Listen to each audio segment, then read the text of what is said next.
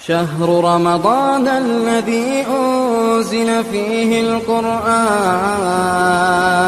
هدى للناس وبينات من الهدى والفرقان.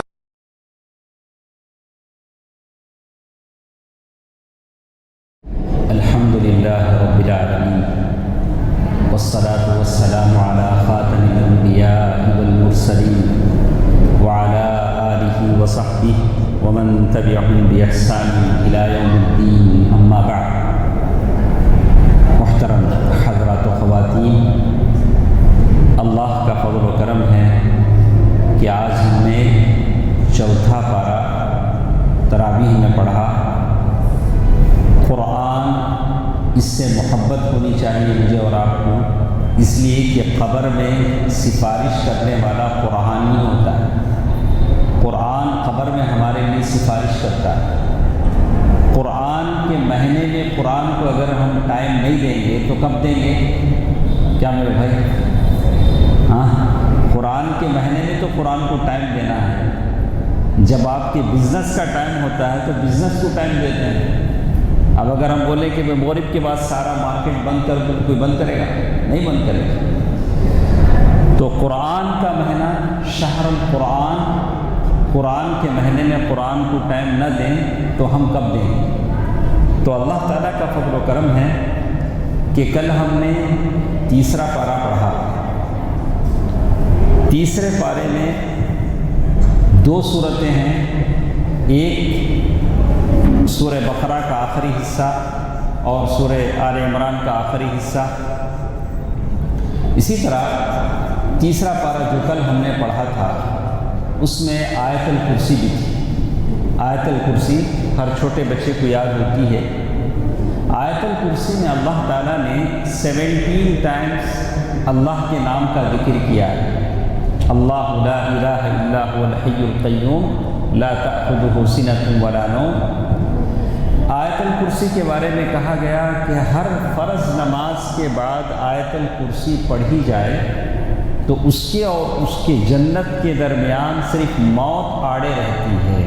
آدمی جیسے ہی مرے گا اللہ تعالیٰ اسے جنت میں ڈال دے. وہ آدمی جو فرض نماز کے بعد آیت الکرسی پڑھتا ہے. آیت الکرسی آدمی کو شیطان سے محفوظ رکھتی ہے. اور اللہ کے نبی صلی اللہ علیہ وسلم دن اور رات میں کئی مرتبہ آیت الکرسی پڑھتے تھے. تو جتنے یہاں بیٹھے ہیں سب کو آیت الکرسی یاد ہے؟ نہیں کیا بیٹا؟ ماشاءاللہ سب کو یاد ہے، آیت الکرسی یاد ہے. آیت الکرسی کب کب پڑھنا چاہیے؟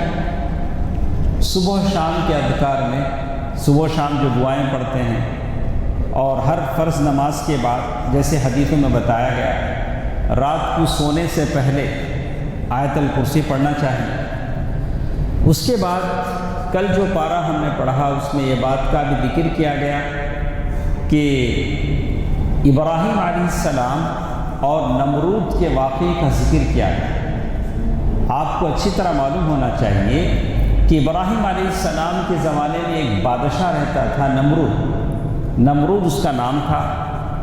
تو اس نے ابراہیم علیہ السلام سے آرگومنٹ کیا، بحث کیا کہ میں رب ہوں.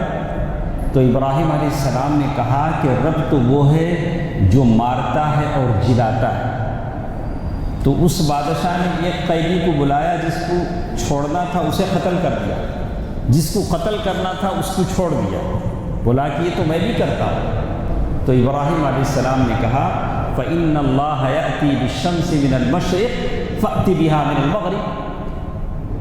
اللہ تعالیٰ سورج کو مشرق سے نکالتا ہے، مغرب میں ڈبوتا ہے. تم ایسا کرو سورج کو مغرب سے نکال کر مشرق میں ڈبو دو. فَبُهِتَ الَّذِي كَفَرَ. نمرود وہاں لاجواب ہو گیا. اسی طرح اس پارے میں پارہ نمبر 3 میں پہلے زمانے کے لوگ جو تھے مر کر زندہ ہونے کو مانتے نہیں تھے. بولے کہ مرنے کے بعد کہاں زندہ ہوں گے؟ قبرستان میں جائیں گے، گڑا دیں گے، مٹی کھا لے گی، پھر زندہ ہونے کا سوال. تو اللہ تعالیٰ نے پورے پارے میں 5 انسیڈنٹ 5 واقعات بیان کیے ہیں جس سے معلوم ہوتا ہے کہ مرنے کے بعد زندہ ہونا ہے، مرنے کے بعد زندہ ہونا ہے۔ جیسے ایک آدمی ہے، جیسے اللہ تعالیٰ نے ذکر کیا او کالذی مر علی قریہ، جیسے اللہ تعالیٰ نے ذکر کیا او کالذی مر علی قریۃ وہی خاویۃ علی عروشها قال انا یحیی ہذہ اللہ بعد موتها۔ ایک آدمی ایک ویران بستی سے گزرا، پورے گھر گر گئے ہیں، راستے تباہ ہو گئے ہیں۔ انہوں نے سوچا کہ یہ ویران بستی کیسے زندہ ہوگی، تو اللہ تعالیٰ نے اس آدمی کو اور ان کے ساتھ جو گدھا تھا سواری کا، اس گدھے کو موت دے دیا، اور وہ دونوں مر کر سوتے رہے۔ کتنے سال سوئے؟ 100 عام، 100 ایئرس۔ کتنے سال؟ 100 برس، 100 برس سو گئے۔ 100 برس سونے کے بعد اللہ ان کو اٹھا کر پوچھا کم لبثت، کتنے سال تمہیں سوئی جی؟ انہوں 100 برس سو کو کیا بولے؟ لبثت یوما او بعض یوم، ایسا لگتا ہے میں آدھا دن سویا رہوں گا۔ کتنے برس سوئی ہوں؟ 100 برس سوئی۔ اللہ پوچھا تو کیا بولتے ہیں؟ آدھا دن۔ اب بیچ سوئے سر کا دکھتا گیا، کیا دکھتا؟ اب بیچ سوئے سر کا دکھتا۔ تو اللہ تعالیٰ نے کیا کیا؟ قال بل لبثت 100 عام، نہیں جی تمہیں 100 برس سوئے۔ فانظر الى طعامك وشرابك لم يتسنه، تمہارا وہ جو کھانا ہے نہیں، وہ کھانا دیکھو، کھانا بھی سڑا نہیں، کھانا بھی کیا نہیں ہوا؟ خراب نہیں ہوا۔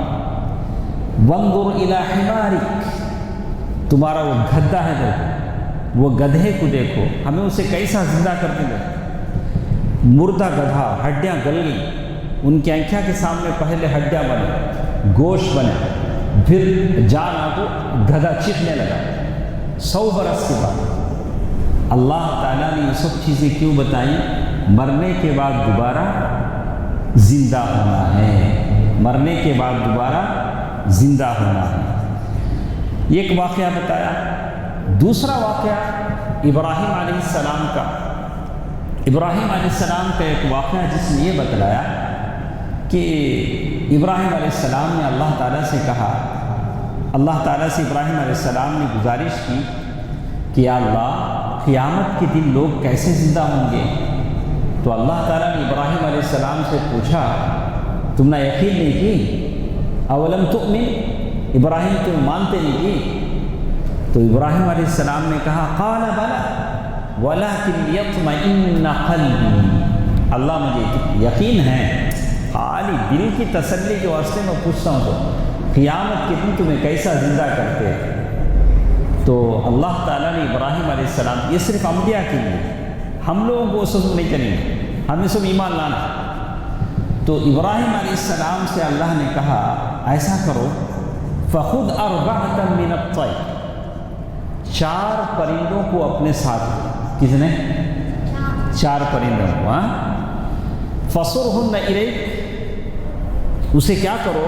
ٹکڑے ٹکڑے ٹکڑے کر کو ذبح کر کو مکس کر ڈالو، اس کے پاؤں اس کے پاس، اس کے پاؤں اس کے پاس، پھر لے جا کے وہ 4 برڈ الگ الگ 4 پہاڑوں کو چھوڑو، ثم ادعوہن یأتینک سعیا، پھر پکارو، وہ 4 پرندے زندہ ہو کو آ جائیں گے۔ تو اللہ تعالیٰ ابراہیم علیہ السلام کو بتانا چاہتے تھے کہ کیسے مرنے کے بعد آدمی زندہ کیے جاتے ہیں۔ اللہ تعالیٰ نے یہ واقعہ یہاں ذکر کیا۔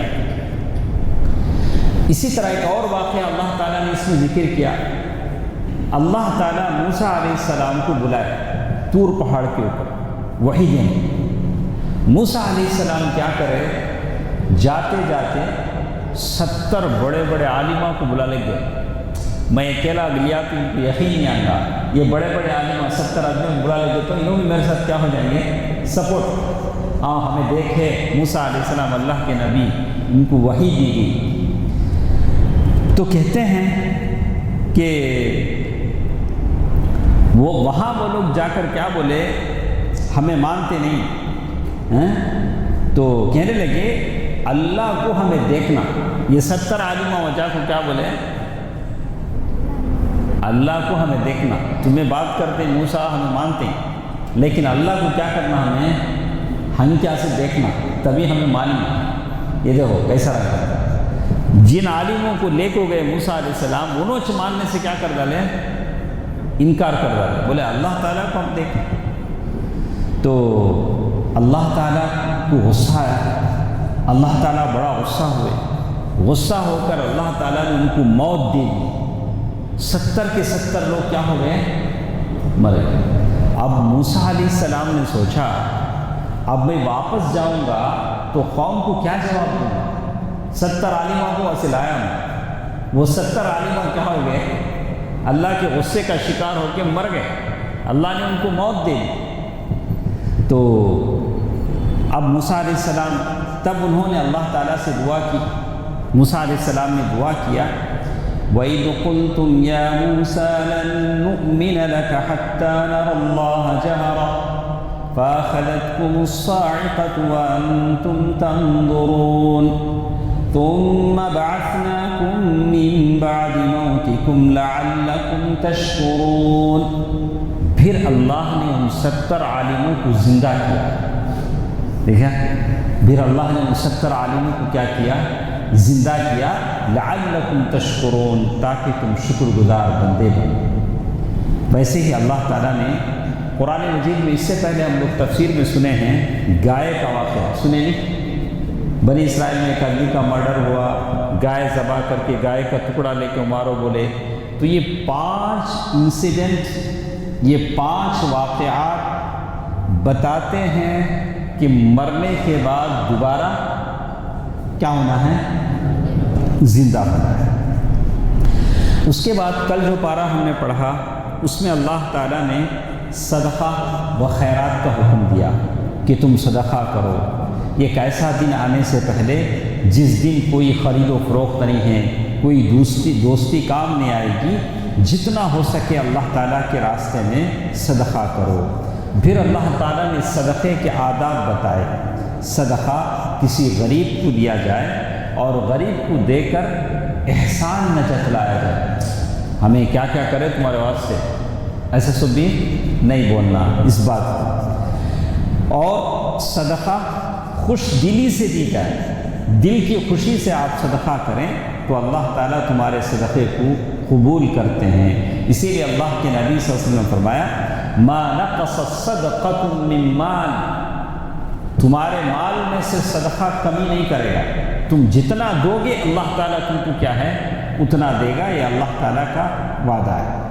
اسی طرح کل کے پارے میں اللہ تعالیٰ نے قرض دینے کی فضیلت بیان کی، سود کی حرمت کو بیان کیا۔ کسی کو کوئی ضرورت پڑتی ہے، اگر آپ اسے قرض دیتے ہیں تو یہ دین کا حکم ہے، اگر سود پر دیتے ہیں تو یہ حرام ہے، جیسے اللہ تعالیٰ نے بیان کیا۔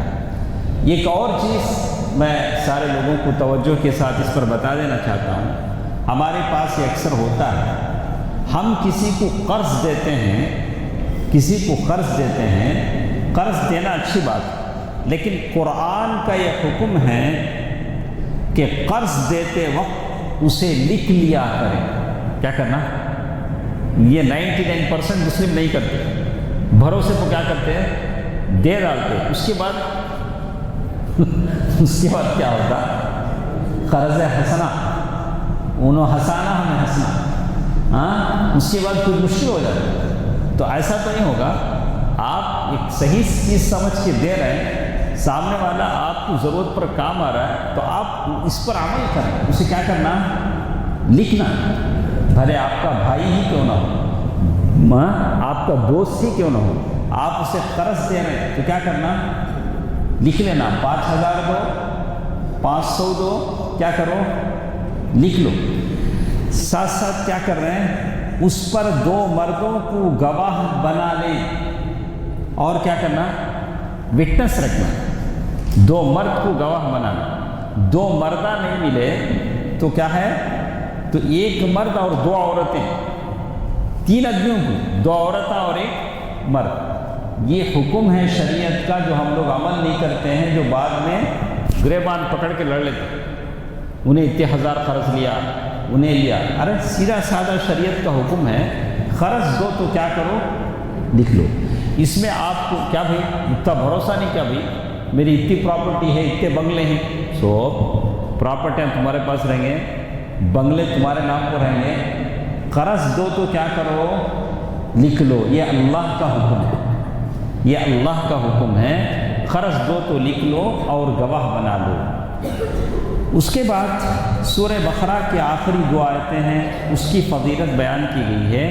من قرأ بالآیتین من آخر سورة البقرہ فی لیلۃ کفتہ، جو شخص رات کے آخری حصے میں یہ سورہ بقرہ کی آخری آیتوں کو پڑھے گا، اللہ تعالیٰ اس کے لیے کافی ہو جائے گا. کون سی 2 آیتیں ہوں؟ آمن الرسول بما انزل الیہ من ربہ والمؤمنون. سورہ بقرہ کی جو آخری آیتیں ہیں وہ بڑی فضیلت کی ہیں، اسے آدمی کو پڑھنا چاہیے. اس کے بعد کل کے پارے میں ہم نے بہت ساری باتیں پڑھی ہیں عیسائیوں کے تعلق سے. ان کو دعوت دی گئی، جیسے سورہ آل عمران کی آیتوں کا جو نزول ہوا، ان تمام باتوں کو اللہ تعالیٰ نے یہاں بیان کیا ہے. اور اسی طرح یہود و نصارہ کی اتحاد کی دعوت کی بات اس میں کہی گئی ہے. اور آپ جانتے ہیں کہ اللہ کے نبی صلی اللہ علیہ وسلم کے زمانے میں کچھ لوگ نجران سے آئے تھے. نجران ایک جگہ کا گاؤں کا نام ہے، اور وہ آنے والے کرسچن تھے، عیسائی تھے. تو اللہ کے نبی صلی اللہ علیہ وسلم نے ان کو بہت سمجھایا کہ دین یہ ہے، مانو، اسلام لاؤ. لیکن کچھ لوگ مانے، کچھ لوگوں نے ماننے سے انکار کر دیا. تو اللہ کے نبی صلی اللہ علیہ وسلم نے کہا کہ اچھا ایسا کرتے ہیں، مباہلہ کرتے ہیں.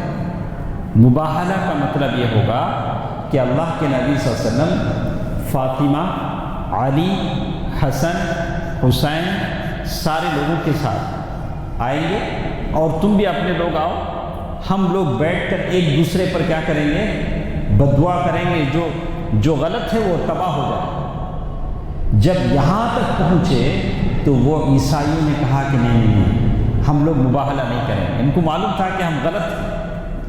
اسی کا ذکر اللہ تعالیٰ نے اسے کہا فَمَنْ حَاجَّكَ فِيهِ مِن بَعْدِ مَا جَاءَكَ مِنَ الْعِلْمِ فَقُلْ تَعَالَوْا نَدْعُ أَبْنَاءَنَا وَأَبْنَاءَكُمْ وَنِسَاءَنَا وَنِسَاءَكُمْ وَأَنفُسَنَا وَأَنفُسَكُمْ ثُمَّ نَبْتَهِلْ فَنَجْعَلْ لَعْنَةَ اللَّهِ عَلَى الْكَاذِبِينَ. مباہلہ کا معنی سمجھ میں آیا؟ مباہلہ کسے کہتے ہیں؟ کسی کے سامنے حق بیان ہو گیا، آپ نے بتا دیا کہ یہ حق ہے، ماننے کو تیار نہیں ہے، تو ایسا کرتے ہیں کہ چلو ہم اپنی بیوی بچوں کے ساتھ آئیں گے، آپ بھی اپنے بیوی بچوں کے ساتھ آ جائیے، ہم دونوں بیٹھ کر ایک دوسرے پر بددعا کرتے ہیں، یا اللہ اگر ہم سچے ہیں تو ان کو برباد کر دیں، اگر وہ سچے ہیں ہم کو برباد کر دیں. تو بہت کٹھن مرحلہ تھا.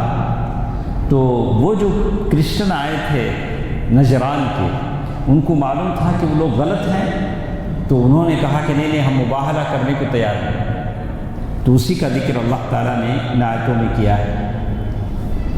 اسی طرح یہ باتیں تھیں گزشتہ پارے کے تعلق سے جو میں نے آپ کے سامنے بیان کی ہے. اور آج جو پارہ ہم نے پڑھا ہے ایک ہمارے ساتھ اور ایک 15 منٹ کا ٹائم ہے، تو آج کے پارے کا خلاصہ مختصر الفاظ میں ہم بیان کرتے ہیں، زیادہ ٹائم آپ کا نہیں لیں گے. تو آج جو باتیں ہمارے ساتھ تھیں اس میں لن تنالوا البر حتی تنفقوا مما تحبون، یہاں سے ہمارا پارہ شروع ہوا. آج جو ہم نے پڑھا وہاں سے پڑھا. تو پارے کے شروع میں بتایا گیا کہ جب تک آپ اپنی محبوب چیز کو اللہ کے راستے میں خرچ نہیں کریں گے جنت حاصل نہیں کر سکیں. آج آپ کے پاس محبوب چیز کیا ہے؟ پیسوں سے زیادہ آپ کا ٹائم ہے. کتنے لوگ بیٹھنا نہیں چاہتے، ابھی مسجد بھری ہوئی تھی، سارے چلے گئے۔ بلا کہ آپ اپنا محبوب ٹائم اللہ کو نہیں دے سکیں گے تو اللہ آپ کو اپنی جنت کیسے دیں گے؟ آج پیسوں کی اتنی اہمیت نہیں ہے جتنا ٹائم کی، تو آپ اللہ کو ٹائم دیں، اللہ تعالیٰ کی باتیں سننے کو ٹائم دیں۔ آپ کے پاس ٹائم نہیں اور ہم چاہتے ہیں اللہ ہم کو جنت دے دے، سبحان اللہ، ایسا کیسا تھا؟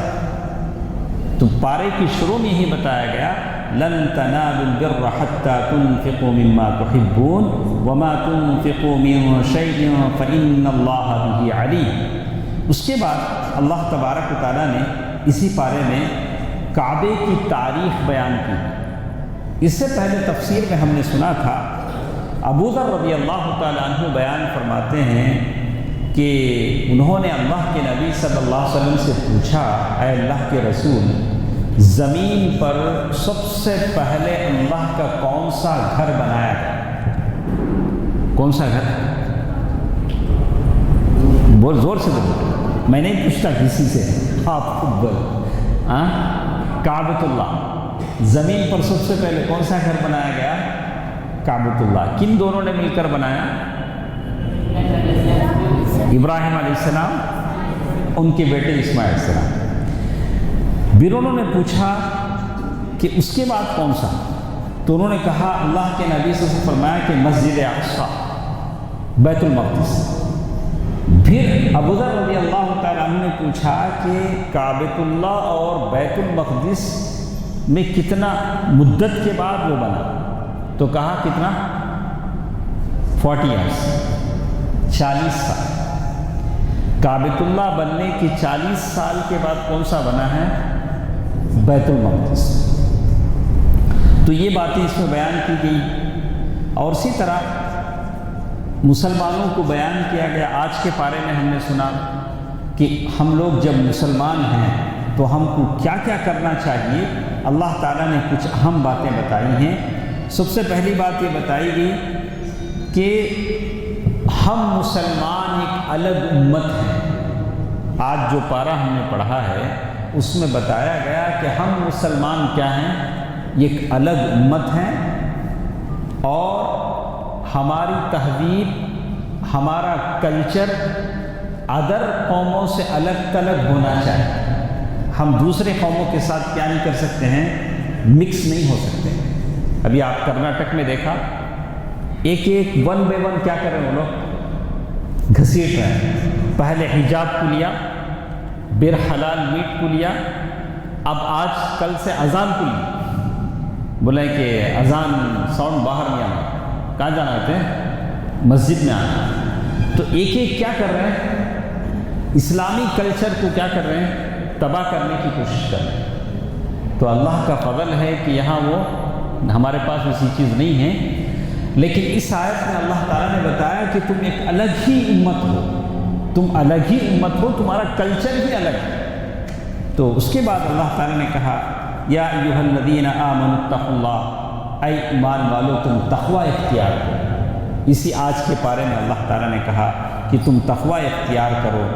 اور اس کے بعد اللہ تعالیٰ نے آج کے پارے میں ایک اور بات ہم کو بتائی، کہا کافروں سے دوستی مت کرو۔ کیا بولے؟ یعنی کافروں سے دوستی ہونی چاہیے۔ اللہ کے نبی صلی اللہ علیہ وسلم جب ہجرت کر رہے تھے تو راستہ بتانے والے کون تھے؟ کافر۔ وہ کافر آتے تھے جو اللہ کے نبی صلی اللہ علیہ وسلم کی گائیڈ تھے، راستہ بتائے، لیکن دلی محبت نہیں ہونی چاہیے۔ مومن سے ایک محبت جو ہوتی ہے وہ ایک کافر سے کیا ہونی چاہیے؟ اچھا، اس کے لیے ہم آپ کو ایک واقعہ بتائیں گے۔ ابو موسیٰ اشعری رضی اللہ عنہ ایک صحابی ہیں، حضرت عمر کا زمانہ ہے۔ تو حضرت عمر رضی اللہ تعالیٰ عنہ نے ابو موسیٰ اشعری کو بلا کے بولا، وہ گورنر تھے، بولا کہ تمہارا کیا حساب ہے، لاؤ، کیا دیے کیا کرے سب لاؤ۔ تو ابو موسیٰ اشعری رضی اللہ تعالیٰ عنہ کیا کرے؟ حساب لا کے پیش کرے۔ رائٹنگ بڑی اچھی تھی، حضرت عمر دیکھ کے خوش ہو گئے، حساب صاف صاف تھا۔ بولے کہ کس نے لکھا ہے؟ بڑا اچھا، رائٹنگ اچھی ہے، کلیئر ہے، ایسا کرو یہ اس کو مسجد میں آ کے پڑھنے کو بولو، جس نے بھی اکاؤنٹ پریپیئر کیا ہے اسے مسجد میں آ کے پڑھنے کو بولو۔ تو عمر رضی اللہ تعالی عنہ کی اس سوال پر ابو موسیٰ اشعری رضی اللہ تعالی عنہ نے کہا کہ مسجد میں میرا سیکریٹری مسجد میں نہیں آ سکتا، یہ جو اکاؤنٹ پریپیئر کرا مسجد میں نہیں آ سکتا۔ تو حضرت عمر نے پوچھا انہیں جنوبی ہے کیا؟ پوچھے جنوبی بولے تو جنابت کا غسل کرنا کیا اسے پوچھے، مسجد میں نہیں آ سکتا بولے تو کیا پوچھے انہیں کیا تو غسل کرنا ہے کہ اس کا اس سے نہیں آتا کیا بولے؟ تو ابو موسیٰ اشعری رضی اللہ تعالیٰ عنہ نہیں انہیں عیسائی نہیں آ سکتا، میرا جو سیکریٹری ہے انہیں کون؟ انہیں عیسائی، انہیں مسجد میں نہیں آ سکتا۔ تو حضرت عمر بولے اللہ کیسا تمہیں کام کرے، کیسا تمہیں ایک عیسائی کو اپنا سیکریٹری رکھے؟ نہیں انہیں اچھا لکھتا، ویسا لکھنے والا مسلمانوں میں کون بھی نہیں ہے۔ تو حضرت عمر کیا بولے نہیں فوراً اپنا سیکریٹری بدلو، اللہ جن کو دلیل کرا اسے ہم عزت نہیں دے سکتے، نہیں انہیں اچھا لکھتا۔ حضرت عمر بولے ایسا سمجھو انہیں مر گیا، کیا بولے ایسا سمجھو انہیں مر گیا، تمہیں فوراً کیا کرو۔ یہ حضرت عمر رضی اللہ تعالیٰ عنہ کی پالیسی تھی، حضرت عمر رضی اللہ تعالیٰ عنہ کی پالیسی تھی بیرکت۔ تو اسی کا اس میں ذکر کرتے ہیں، اور اسی طرح آج کے اس درس میں، آج کی اس تراویح میں ہم نے جنگ احد کی باتیں پڑھی۔ جنگ احد مسلمانوں کے 70 صحابہ اس میں شہید ہوئے، حضرت حمزہ رضی اللہ تعالیٰ عنہ شہید ہوئے، اللہ کے نبی صلی اللہ علیہ وسلم کا سر زخمی ہو گیا، دانت شہید ہو گئے، اور لوہے کی ٹوپی یہاں چبھ گئی میخیں، اور جن صحابی نے اسے کھینچ کے نکالا ان کے دانت نکل گئے، کتنا اندر چبھ رہے ہیں۔ آپ کی بیٹی فاطمہ رضی اللہ تعالی عنہ نے حسیر جلا کر ڈالا، تب جا کر خون رکا۔ تو یہ اس جنگ کا ذکر کیا گیا، اور اللہ کے نبی صلی اللہ علیہ وسلم کو اس جنگ میں مسلمانوں کو آزمایا گیا۔ اللہ کے نبی صلی اللہ علیہ وسلم نے ایک 50 صحابہ کو پیچھے ٹھہرا کیا، بولا کہ دیکھو تم یہاں ٹھہرو، ہم جیت جائیں تب بھی یہ مورچہ نہیں چھوڑنا، ہم ہار جائیں تب بھی یہ مورچہ نہیں چھوڑنا۔ لیکن کچھ لوگوں نے جلد بازی کی، مسلمان جب مال غنیمت بٹورنے لگے تو انہوں نے کہا کہ مسلمان تو جیت گئے ہیں، اب ہم کو یہاں ٹھہرنے کی ضرورت نہیں، وہ بھی آ گئے۔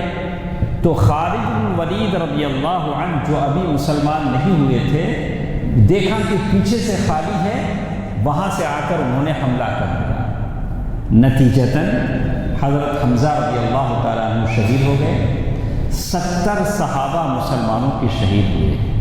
لیکن دیکھنے کو یہ ملتا ہے مدینے کی چھوٹی آبادی میں 70 صحابہ شہید ہوئے ہیں، لیکن کسی گھر سے رونے ماتم کرنے کی آواز نہیں آ رہی۔ اس لیے نہیں آ رہی کہ لوگوں کو معلوم ہے کہ اللہ کی راہ میں ان کی جان گئی ہے اور وہ لوگ شہید ہوئے ہیں۔ اسی لیے اللہ تعالیٰ نے کہا وَلِيُمَحِّصَ اللَّهُ الَّذِينَ آمَنُوا وَيَمْحَقَ الْكَافِرِينَ۔ اللہ تعالیٰ مومنوں کو جب جب آزماتے ہیں، اس آزمائش میں پورا اترنا چاہیے۔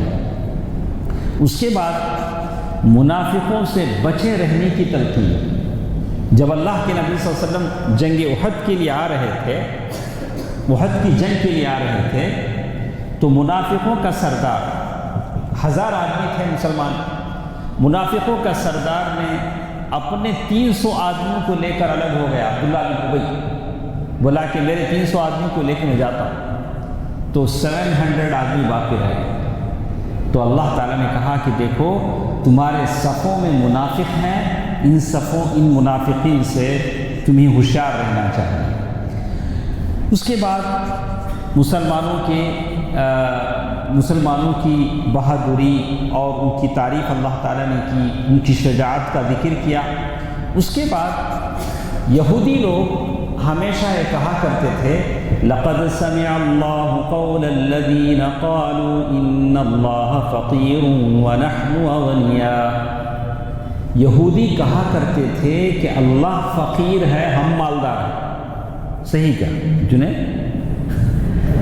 یہودی کیا بولتے تھے؟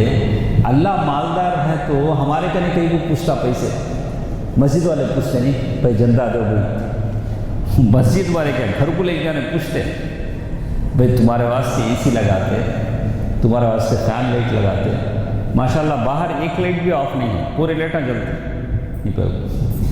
یہ سب اللہ کے گھر کو اللہ کا پیسہ لگایا جاتا ہے, تو اللہ تعالیٰ ہم کو دیتا ہے, ہم اللہ کو نہیں دیتے. اور اللہ کو ہم کیا دیتے ہیں؟ اللہ کا دیا ہوا پیسہ اللہ کو دیتے ہیں. ہم کو کون دیتا ہے؟ اللہ تعالیٰ دیتا ہے. اللہ کا دیا ہوا پیسہ ہم اللہ تعالیٰ کو دیتے ہیں. اسی لیے ہر دن ایک فرشتہ دعا کرتا ہے, اللہم اعطی منفقا خلفا, یا اللہ جو بھی اللہ کے راستے میں دیتا ہے اسے اور دے, یا اللہ جو بھی روک لیتا ہے اس سے تو بھی روک لے. اللہ کے راستے میں دینے سے آپ پیچھے نہ ہٹیں, دیں جتنا دے سکتے ہیں. اسی کی تعریف اس میں کہی گئی.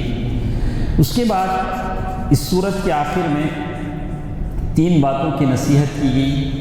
یا ایھا الذین آمنوا اصبروا, اے ایمان والو صبر, وصابروا, اور ساتھ ساتھ اللہ تعالیٰ نے کہا کہ مقابلے میں جمے رہو اور اپنے مورچوں میں جمے رہو اور مورچوں میں ڈٹے رہو تاکہ تم کامیاب ہو جاؤ.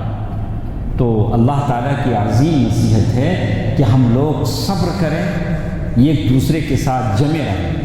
اس کے بعد ہمارے ساتھ آج کی اس درس میں ہم نے سورۃ النساء پڑھا ہے. ابھی 2-3 منٹ میں ہم ختم کر دیتے ہیں. سورۃ النساء ہم نے آج کی اس درس میں شروع کیا ہے.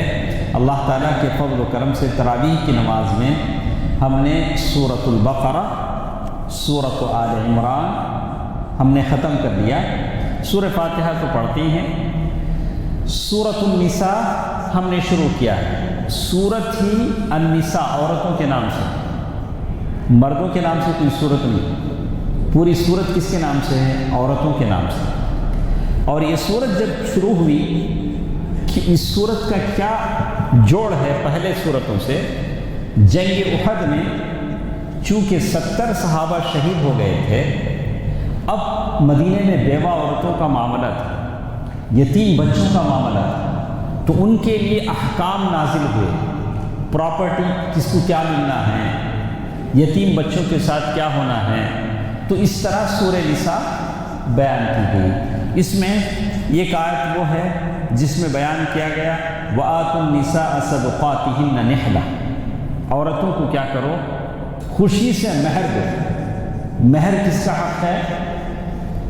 کس کا حق ہے؟ عورت کا حق ہے. قسم خدا کی, مہر عورت کا حق ہے. جیسے چاہے عورت یوز کر سکتی ہے. نہ باپ کو پوچھنے کا حق ہے, نہ شوہر کو پوچھنے کا حق ہے کہ مہر کے پیسے کیا ہوئے, مہر کا زیور کیا ہوا.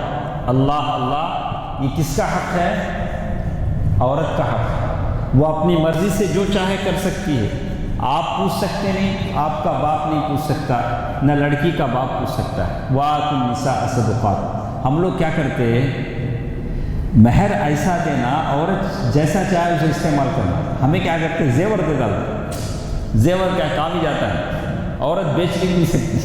کیش دیے تو ادھر ادھر کر ڈالیں گے, اس سے کیا کرتے ہیں, زیور دے ڈالتے ہیں. تو ایسا زیور دینا بھی ٹھیک نہیں. آپ اسے کیا کریں, ہاں جیسے چاہے وہ اپنا مہر کیا کر سکتی ہے, استعمال کر لے سکتی ہے. اس کے بعد اللہ تعالیٰ نے یتیموں کا مال کھانے سے منع کیا ہے. جو لوگ یتیموں کا مال کھاتے ہیں وہ اپنے پیٹ میں آگ بھرتے ہیں. سبحان اللہ, اللہ تعالیٰ بچائے. یتیموں کا مال یتیموں کو دے دینا چاہیے. اس کے بعد اللہ تعالیٰ نے محرم خواتین کا ذکر کیا کہ کن کن عورتوں سے شادی کر سکتے ہیں, کن کن عورتوں سے شادی نہیں کر سکتے. ایک بڑی بحث ہے, انشاءاللہ پھر کبھی ہم لیں گے کہ کچھ ایسی عورتیں ہیں جو ابدی محرمات میں سے, یعنی ہمیشہ کے لیے, ایک مرد کے لیے حرام ہے, آدمی ان سے شادی نہیں کر سکتا. جیسے ماں ہے, ماں, بہن, چاہے وہ کزن ہو, اسے آدمی شادی نہیں کر سکتا. بیٹی شادی نہیں کر سکتا. پھوپھی شادی نہیں کر سکتا. خالہ, الخالۃ بمنزلۃ الام, خالہ اماں کے برابر ہے, شادی نہیں کر سکتا. بھانجی شادی نہیں کر سکتا. ہندو کرتے ہیں, ہندو بھانجی سے شادی کر لیتے ہیں, مسلمان نہیں کر سکتا. بھتیجی شادی نہیں کر سکتے, ساس نہیں کر سکتے, بہو ان سے شادی نہیں کر سکتے. تو یہ کیا ہیں؟ ان رشتوں سے نسبی تعلق ہے تب بھی حرام ہے. اس کے علاوہ کچھ ایسے رشتے ہیں جو عارضی حرام ہیں. جیسے ایک عورت ہے, اس کی بہن سے کسی نے شادی کی ہے تو دوسری بہن سے شادی نہیں کر سکتا جب تک یہ عورت اس کی بیوی ہے. اگر اس عورت کا انتقال ہو جائے تو پھر دوسری بہن سے یہ کر سکتا ہے. ایسا کچھ ہے. تو یہ ساری چیزیں یہاں بیان کی گئی ہیں. تو اسی پر ہم بس کرتے ہوئے انشاءاللہ کل ہم لوگ 5ویں پارے لا يحب اللہ الجہر بالسوء من القول انشاءاللہ اس کی تفسیر ہم سنتے ہیں. اللہ تعالیٰ جو بھی ہم سنتے ہیں اس پر عمل کرنے کی ہمیں توفیق دے. آمین. والسلام علیکم ورحمۃ اللہ وبرکاتہ. آپ سب لوگ